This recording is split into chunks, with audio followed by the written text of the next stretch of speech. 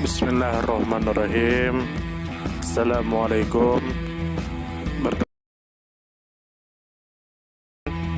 Semoga kita baik-baik saja dan semoga kita masuk surga. Amin. Menurut catatan sejarah, rencong merupakan senjata tradisional yang digunakan di Kesultanan Aceh sejak masa pemerintahan Sultan Ali Mugayat Shah yang merupakan Sultan Aceh yang pertama. Kedudukan rencong di Kesultanan Aceh sangatlah penting. Rencong selalu diselipkan di pinggang Sultan Aceh. Selain itu, para ule balang dan masyarakat biasa juga menggunakan rencong. Rencong emas milik Sultan Aceh dapat kita jumpai di Museum Sejarah Aceh. Dari bukti sejarah tersebut dapat disimpulkan bahwa rencong memang sudah terlahir sejak masa Kesultanan Aceh, namun pembuat pertamanya sampai saat ini belum diketahui. Rencong adalah simbol keberanian dan kegagahan Ureweng Aceh. Bagi siapa saja yang memegang senjata akan merasa lebih berani di dalam menghadapi musuh. Pada masa sekarang, senjata ini memang sudah tidak begitu relevan untuk digunakan sebagai senjata penyerang. Namun demikian, senjata ini masih relevan sebagai sebuah simbolisasi dari keberanian, ketangguhan, dan kejantanan dari masyarakat Aceh. Untuk itu, pada beberapa upacara, seperti upacara pernikahan, rencong dipakai. Pemakaian benda ini lebih mengarah kepada simbolisasi dari keberanian dari seorang lelaki dalam memimpin keluarga setelah menikah. Rencong termasuk salah satu hasil seni tradisional. Sejak zaman dahulu rencong dalam penggunaannya berfungsi sebagai berikut. Sebagai perhiasan, rencong ini dipergunakan sehari-hari sebagai perhiasan pakaian, yang diselipkan di pinggang, sebagai seni ukir, dan sebagai alat kesenian seperti dipakai dalam pertunjukan tari sedati. Rencong sebagai perkakas dipergunakan sebagai alat pelobang pelepah rumbia dan sebagainya. Rencong sebagai senjata perang untuk menghadapi musuh-musuh peperangan yang ingin menjajah Aceh seperti Inggris, Belanda dan sebagainya. Menurut sejarah, sebelum rencong ada, senjata-senjata serupa telah ada jauh sebelum pengaruh agama Islam masuk ke Aceh. Baru setelah itu senjata tersebut diagungkan dengan mempersamakan bentuk rencong dengan bentuk aksara Arab. Sebenarnya keberadaan senjata tikam telah ada semenjak abad I Masehi yang berasal dari daerah Dongsan di Teluk Tonkin, bisa jadi merupakan cikal bakal daripada keris. Sebagai senjata genggam, keris memiliki sejarah perkembangan yang hampir sama dengan rencong. Perbedaan antara keris dengan rencong terletak pada mata pisau keris yang berombak dan terasah pada kedua belah sisinya. Belati yang terasah hanya pada satu sisi adalah hal yang umum di antara bangsa-bangsa rumpun Melayu.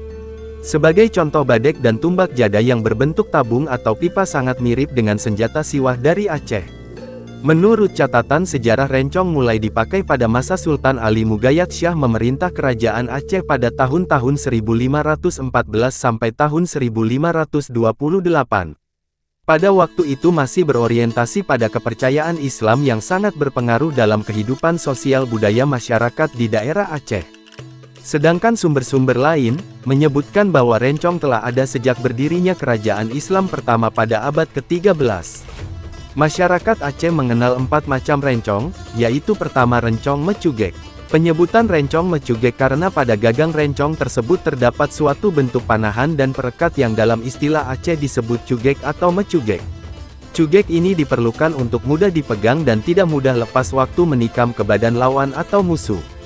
Kedua, rencong mepucok memiliki pucuk di atas gagangnya yang terbuat dari ukiran logam yang pada umumnya dari emas. Gagang dari rencong mepucok ini kelihatan agak kecil pada gagang atau pegangan pada bagian bawahnya. Namun semakin ke ujung gagang ini semakin membesar. Jenis rencong semacam ini digunakan untuk hiasan atau sebagai alat perhiasan. Biasanya, rencong ini dipakai pada upacara-upacara resmi yang berhubungan dengan masalah adat dan kesenian. Ukiran yang terdapat pada gagang rencong bermacam-macam bentuknya, ada yang menyerupai bunga mawar, kembang daun dan lainnya tergantung kepada selera pemakai. Ketiga, rencong pudoi. Istilah pudoi dalam masyarakat Aceh adalah sesuatu yang dianggap masih kekurangan, atau masih ada yang belum sempurna. Gagang rencong ini hanya lurus saja dan pendek sekali. Jadi, yang dimaksud pudoi atau yang belum sempurna adalah pada bentuk gagang rencong tersebut. Keempat, rencong mekuri. Yang berbeda dengan jenis rencong lain yaitu pada mata rencong. Mata rencong diberi hiasan tertentu seperti gambar ular, ipan, bunga dan lainnya. Gambar-gambar tersebut oleh pandai besi ditafsirkan dengan bermacam-macam kelebihan dan keistimewaan. Rencong yang disimpan lama maka pada mulanya akan terbentuk sejenis arit atau bentuk yang disebut kuri. Semakin lama atau semakin tua usia sebuah rencong makin banyak pula kuri yang terdapat pada mata rencong yang bersangkutan. Kuri ini dianggap mempunyai kekuatan magis. Sumber https://warisanbudaya.kemdikbud.go.id/. New detail dan detail tetap sama dengan 1.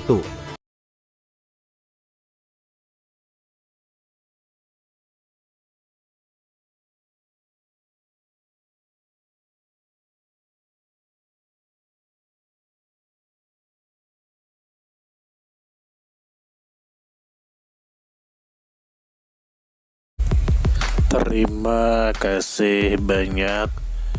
Mohon maaf jika ada salah.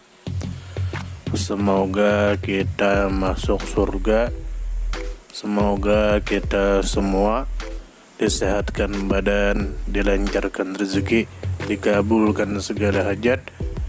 Terima kasih banyak. Sampai bertemu di pertemuan selanjutnya. Salam damai. Terima kasih, semoga kita baik-baik saja. Mohon maaf. Terima kasih, semoga kita baik-baik saja. Mohon maaf.